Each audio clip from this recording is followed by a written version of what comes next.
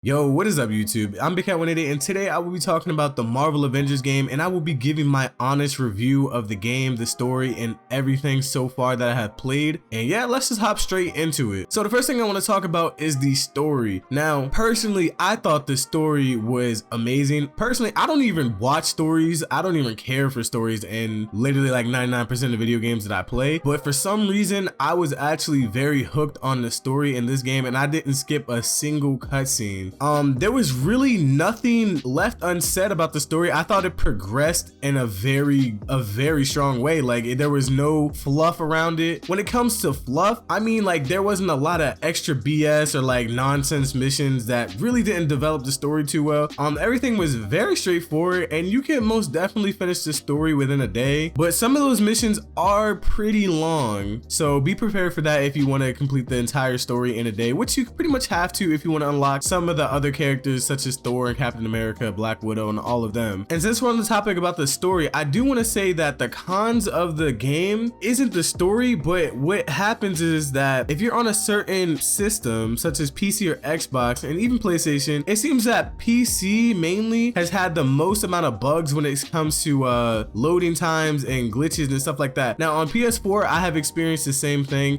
Frame rate drops, lag, loading screens taking a decently long time, but all of these things are quality of life issues that should be fixed very soon. Honestly, they should fix these issues with at least in the next week or two, because if they want this game to be very successful, they need to fix these quality of life problems. Continuing on with some of the cons of the game, the majority of them are really bugs and glitches. For some reason, this is a very minor bug in the grand scheme of things, but for some reason, when I'm playing with Iron Man, and you know those glass doors that you can break by holding triangle, it seems that every other character can do that except Iron Man. I don't know why. It was kind of very annoying especially when I was trying to go grab some chests for some gear or something. I could not destroy it with Iron Man, and obviously I had the NPCs playing with me. I didn't have any friends because none of them have the game currently. I could not break the chest, so I literally had to go into my alt form as Iron Man and waste my alt just to break the door. And I'm just like, come on, man.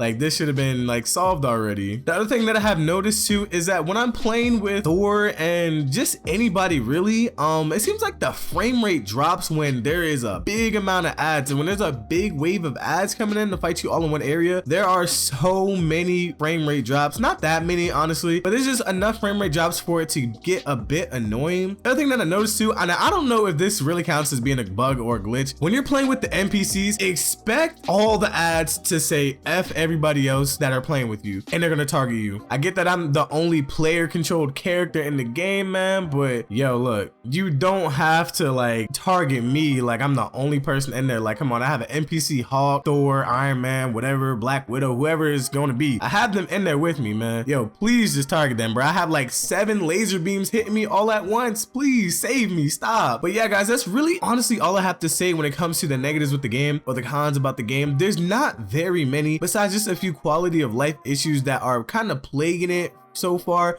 I've seen a lot of reviews, and pretty much the only thing people are really complaining about is maybe that, you know, the characters are knockoff MCU, which I really don't care. Honestly, that really doesn't bother me not one bit. People are talking about how, like I said before, the frame rate drops, how some cutscenes on the particular system will glitch out, and certain things like that, like the hair looks a little bit blotchy, or some of the textures on like the hair look blotchy or whatever, or it just completely goes away on Kamala. But yeah, those things need to be fixed very soon, because those are quality of life and that interferes with gameplay. The story itself is beautiful. Continuing with the story aspect, now during the story, as you unlock certain characters, you will unlock what they call like hero chain mission, or like an iconic hero chain mission, something like that, and pretty much that allows you to be that hero and go off and do their little quote-unquote side stories. The thing that I do like about this aspect is that later in the future, what this pretty much sets up is a storyline that you can use with that hero pretty much. So if I'm gonna play Thor and play his hero side mission and it has something to do with Asgard or whatever, that pretty much sets up another side story and just allows for more content to be added into the game. Also, when you complete the main story, obviously the story does not end once you beat the final boss. The story actually continues. It continues on, and the story still develops. Another thing that I very much enjoy about the game is the end game, man. So once you do complete the main story, the end game is absolutely beautiful. Now, if you are the grinder type of person, you are going to absolutely love this game because there are so many skills, so many different variations of the skills that you have that you can upgrade and unlock through skill points. There's various types of gear that you can unlock. You have factions and you can unlock faction gear and level up your factions as well. They are adding in more Warzone missions. They're constantly adding in characters with other hero chain missions, and just the end game is looking very promising with this game. Like I said before, if they completely get rid of all the bugs, this game will definitely be a top tier game to play of 2020 and so on. So one last positive thing I do also want to mention is the combat system. Now, I thought this game is very unique with the combat system. I think this intelligent kind of combat system is very, very good, especially when you come from a gaming background such as myself. I play a lot of MMOs and RPGs and those type of games. I also play first person shooters. I did start off with Call of Duty as a kid, you know how it is. And all of you guys who know about Elder Scrolls Online, I am champion rank 806 and the max is like 810. So I have played a lot of Elder Scrolls Online and their combat system is very complex. Honestly, if you're new to the game, you cannot just pick up the game and be good at it. It takes time. And that's what I kind of like about this game. It's not that you can't really do well. Like it's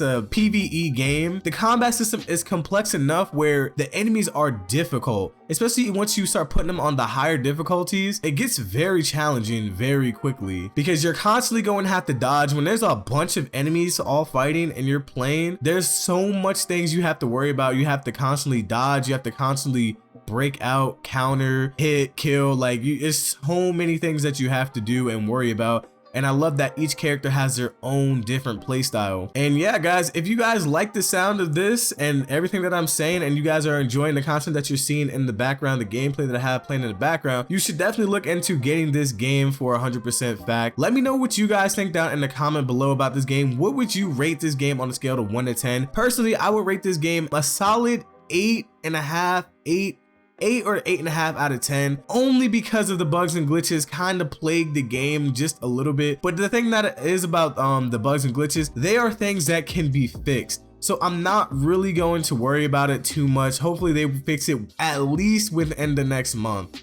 At least before, you know, the holiday season for sure. But yeah, guys, I'm Big Cat 188. If you guys enjoyed this video, be sure to like it and subscribe to the channel if you're new. I'm definitely going to be coming out with a bunch of Marvel Avengers gameplay in the future. So if you guys want to see more of that, be sure to subscribe. I'm Big Cat 188 and I'm out. Peace.